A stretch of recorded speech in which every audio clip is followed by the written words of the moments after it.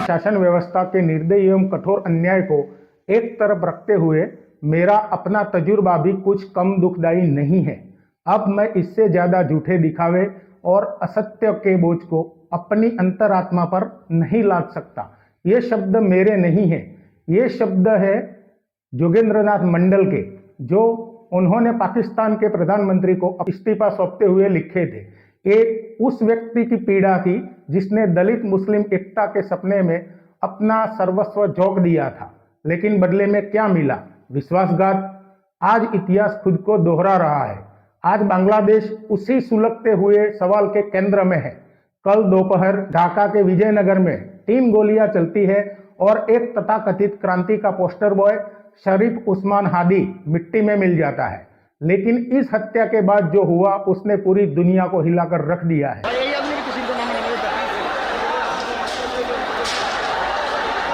नमस्कार दोस्तों, मैं हूं पंकज और आप देख रहे हैं पंकज क्रिटिक्स। आज हम बात करेंगे उस पटकथा की जिसे अमेरिका से वाया रावलपिंडी और ढाका के बंद कमरों में बहुत पहले ही लिख दिया गया था। दोस्तों, आज हम जिन डॉक्टर अंबेडकर को दलितों का मसीहा मानते हैं, जोगेंद्रनाथ मंडल उस दौर में उनसे भी बड़े जनाधार वाले नेता थे। ये मंडल ही थे जिन्होंने अंबेडकर को बंगाल से चुनवाकर संविधान सभा तक पहुंचाया था और दुनिया के समक्ष खड़ा किया था। उन्होंने ही जय भीम जय मीम का नारा दिया था और दलितों को पाकिस्तान के साथ जाने के लिए प्रेरित किया था। लेकिन क्या हुआ? पाकिस्तान बनते ही उनके सपनों का महल ढह गया। उन्हें एहसास हुआ कि जिस इस्लामिक स्टेट की वो वकालत कर रहे थे, वहां अल्पसंख्यकों के लिए कोई जगह नहीं है। मंडल को मजबूरन भारत लौटना पड़ा और 1968 में गुमनामी में उनकी मृत्यु हो गई। आज सवाल उन हिंदुओं पर है जो कांग्रेसी नेताओं के आश्वासन पर वहां रुक गए थे। क्या उनकी यही गलती थी कि उन्होंने अपने नेताओं पर भरोसा किया? आज वहां उन्हें न्यूनतम मानवाधिकार भी प्राप्त नहीं है। 1974 में बांग्लादेश में हिंदू 14% थे, जो आज घटकर महज 7.5% रह गए हैं। 54 सालों में ये गिरावट कोई नेचुरली नहीं है, ये सिस्टेमेटिक क्लिंजिंग है। कभी यही बांग्लादेश को आजाद करने के लिए हमारे जवानों ने अपनी जानें दी थी, तो क्या इसी दिन के लिए? आज यहां बैठे नेताओं को मैं पूछना चाहता हूं कि क्या इस दिन के लिए आपकी आयरन लेडी ने बांग्लादेश को आजादी दिलवाई थी? क्या उन्हें वहां के हिंदुओं का क्या होगा उसका जरा सा भी अंदेशा नहीं था? उनके सामने तो भारत के विभाजन का पूरा इतिहास था। फिलिस्तीन का दर्द तो महसूस होता है, पर पड़ोस में हो रहे अत्याचार नहीं दिख रहे हैं। अगर यहाँ के तुष्टीकरण से टाइम मिल जाए तो एकाध आंसू बांग्लादेश के उन दलित हिंदुओं के लिए भी बहा देना, शायद आगे के आपके पाप धुल जाए। अब वर्तमान पर आते हैं।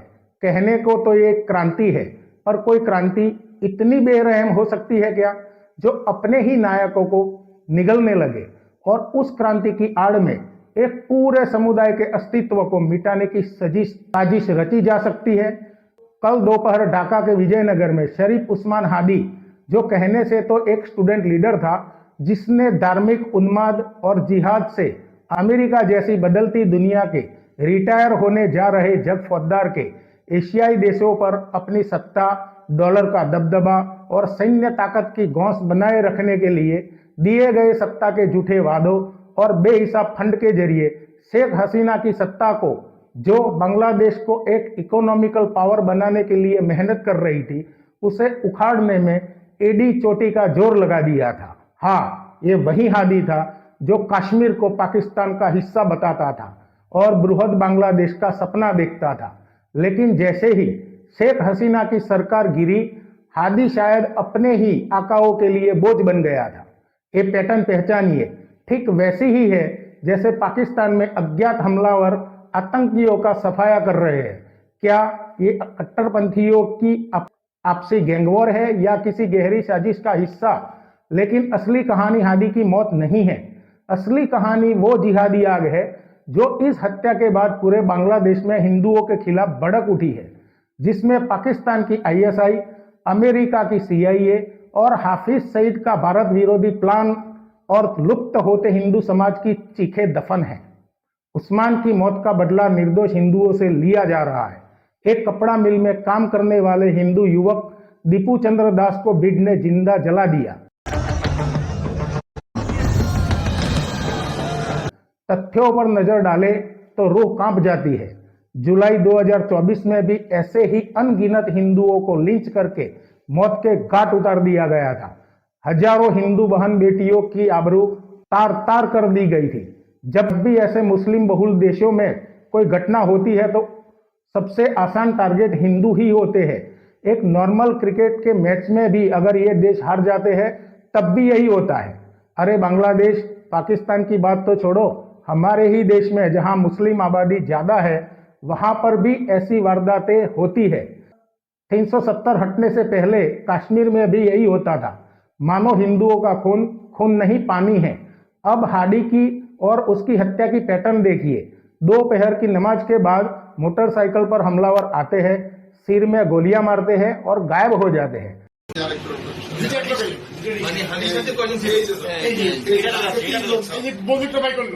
सबसे दुखद यह है कि जब पीड़ित पुलिस के पास जाते हैं तो उन्हें आवामी लीग यानी शेख हसीना सरकार का समर्थक बताकर उन्हें और प्रताड़ित किया जाता है।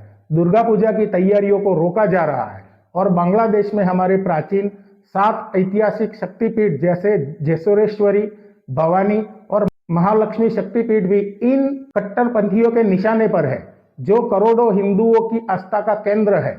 चलिए पहले हादी के प्रोफाइल को समझते हैं। ये कोई मासूम क्रांतिकारी नहीं था, ये वो शख्स था जो भारत के खिलाफ जहर उगलता था, कश्मीर को पाकिस्तान का हिस्सा बताता था और ग्रेटर बांग्लादेश यानी भारत की जमीन हड़पने के सपने देखता था।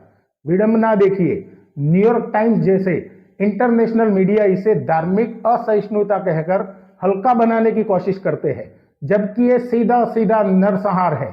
यानी वहां अब कानून नहीं, केवल कट्टरपंथियों का फतवा चलता है। अब इस कहानी का सबसे खतरनाक मोड़ तब आता है जब शेख हसीना की सरकार हटती है। पाकिस्तान की एंट्री सुनामी की तरह होती है। दिसंबर 2024 में बांग्लादेश ने पाकिस्तान के साथ सैन्य समझौता किया है। अब पाकिस्तान की सेना ढाका में ट्रेनिंग दे रही है। दिसंबर 2025 की रिपोर्ट के अनुसार बांग्लादेश और पाकिस्तान एक पारस्परिक रक्षा समझौते पर काम कर रहे हैं। इसमें खुफिया जानकारी साझा करना और संयुक्त सैन्य अभ्यास शामिल है। सबसे खतरनाक संकेत, पाकिस्तान द्वारा बांग्लादेश को परमाणु क्षमताओं के हस्तांतरण का प्रस्ताव भी है। भारत की सुरक्षा के लिए गंभीर चुनौती है। इसके अतिरिक्त लश्कर कमांडर सैफुल्लाह सैफ का वो video through Bangladesh. Now, the video has certainly raised concerns in the Indian security circles. Let me tell you about the video. In this very video, Lashkar-e-Toiba commander Saifullah Saif is heard saying that Hafiz Saeed is now preparing to target India by using Bangladesh as a new operational route. जो खुलेआम कह रहा है कि हाफिज सईद शांत नहीं है, Bangladesh root तैयार है। इसका सीधा मतलब है कि भारत को अब केवल पश्चिम से नहीं बल्कि पूर्व से भी आतंकी खतरे का सामना करना पड़ेगा। क्या मोहम्मद यूनुस जानबूझकर भारत की सुरक्षा को खतरे में डाल रहे हैं?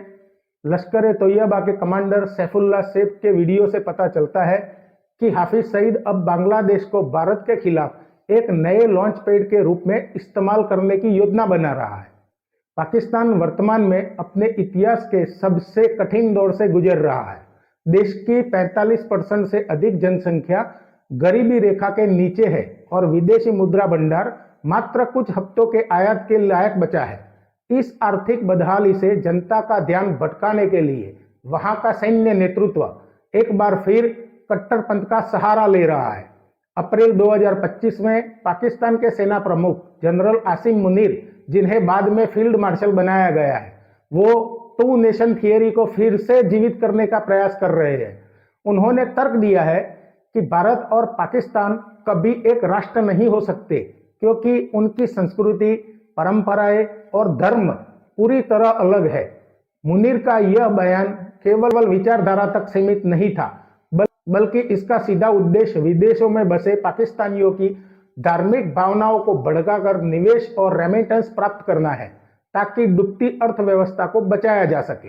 पाकिस्तान में शिक्षा बजट जीडीपी के 0.8% से गिर चुका है, जिसके परिणाम स्वरूप 26 मिलियन बच्चे स्कूलों से बाहर है।